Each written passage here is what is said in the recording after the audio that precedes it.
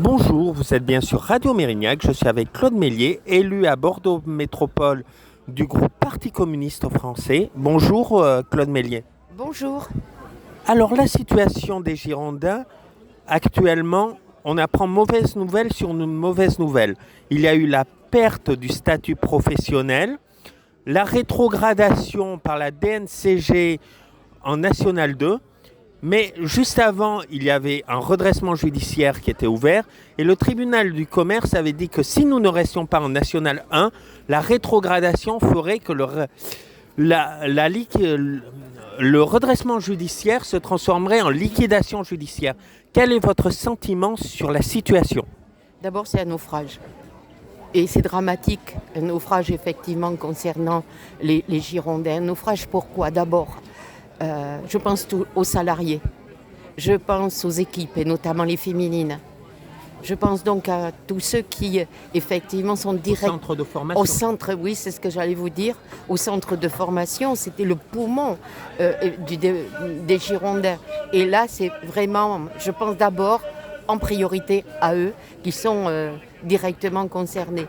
Mais c'est aussi un naufrage qui malheureusement est provoqué depuis de nombreuses années où il y a des choix qui ont été faits et notamment des choix hasardeux avec le foot business.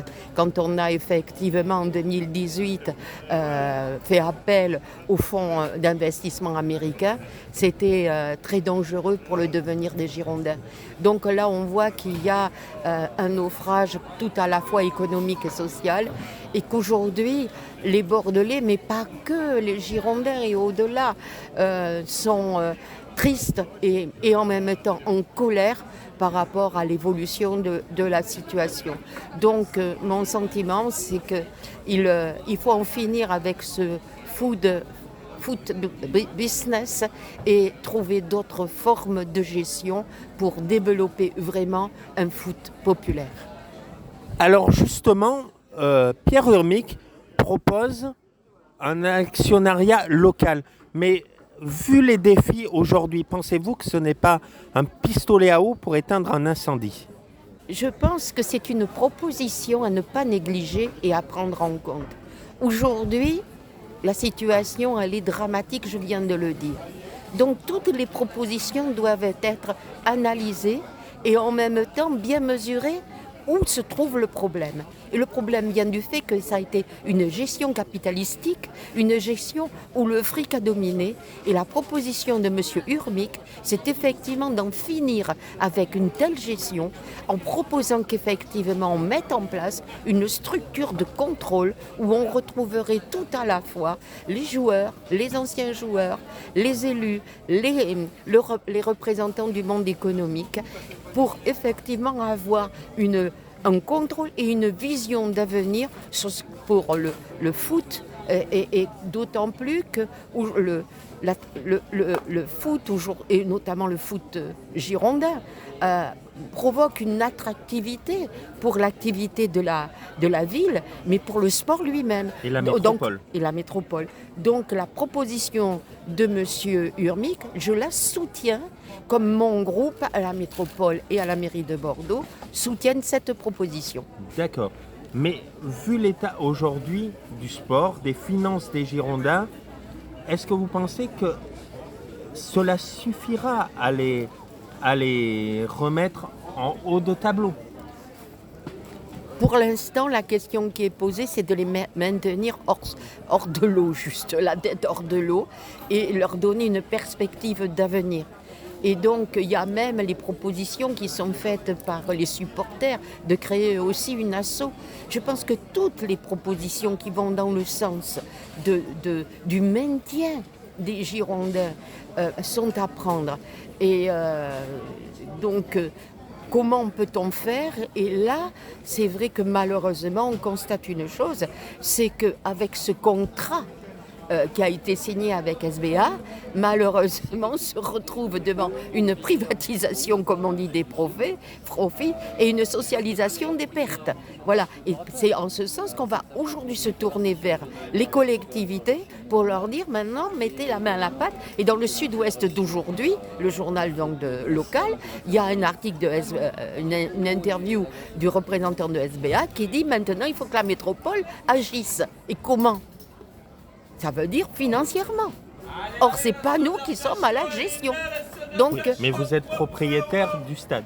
On est propriétaire du stade. De ce fait, effectivement, on peut faire des propositions dans ce sens-là. D'accord. Mais que dans ce sens-là, notamment au niveau des loyers, au niveau de l'entretien, etc. Mais que chacun assume ses responsabilités. D'accord. Alors justement, on parlait du stade à l'instant. Alors, la métropole parle d'annuler la dette de 20 millions que doit Gérard Lopez, puisqu'il n'a pas payé les loyers depuis 3 ans à la métropole. Alors, ça sera un vote. Pensez-vous qu'il y aura une majorité pour voter cette annulation de la dette ? Moi, je peux parler pour mon groupe. Oui. Je peux parler pour la majorité. Et je pense que la majorité, effectivement, à la métropole, votera cette proposition. Mais comme toutes les formations politiques qui sont à la métropole sont attachées au devenir des Girondins, je pense qu'on devrait trouver effectivement un vote, je ne dirais pas unanime, mais majoritaire autour de cette proposition. D'accord, puisqu'on sait que Pierre Urmic était un opposant au stade Matmut. Mais en même temps, son opposition au stade Matmut, il y avait plusieurs oppositions. Par exemple, mon groupe, on était opposé au système de gestion, le contrat public-privé. On a voté contre notre groupe.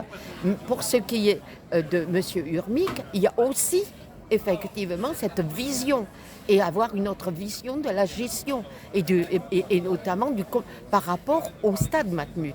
C'est ce que je vous disais tout à l'heure, avec le contrat public-privé, on se retrouve en fin de compte maintenant les collectivités à assumer les erreurs effectivement d'une gestion capitalistique. D'accord. Alors, il y a aussi la question des loyers du stade Matmut qui a été sur la table. Déjà, Alain Ziani, la saison dernière, avait fait un effort sur les loyers. Aujourd'hui, Fenway, qui voudrait reprendre les Girondins, souhaite qu'un autre effort soit fait. Y êtes-vous favorable ? Je pense que Fenway, il pourrait effectivement balayer devant leur porte. Si effectivement on a des difficultés, ils emportent une partie une partie des responsabilités de la situation. Effectivement, la majorité avait voté, sous Anziani, le fait de diminuer les dettes de loyer. Là, la nouvelle présidente a proposé de réduire le montant du loyer. Donc, on fait des propositions constructives pour essayer d'aider et de maintenir. Mais il faut que tout le monde fasse des efforts. Et aujourd'hui, il va falloir que ceux qui ont précipité la situation qu'on connaît aujourd'hui prennent aussi leurs responsabilités. Ça suffit. Ça suffit. Hein? Le fric, le foot fric, ça suffit. Et donc, oui, on fera tout pour aider les Girondins, mais nous, on assumera nos responsabilités, mais que les nôtres, que les autres fassent aussi des efforts. D'accord. Alors, bien que la question soit entre les mains du tribunal judiciaire, du tribunal de commerce et de la DNCG, oui. Souhaitez-vous que Gérard Lopez reste à la tête des Girondins ? Ce n'est pas à moi d'apporter cette réponse. Je constate effectivement que la gestion de Lopez est une gestion encore une fois liée à une vision financière et on est loin d'une gestion réelle du sport, du foot.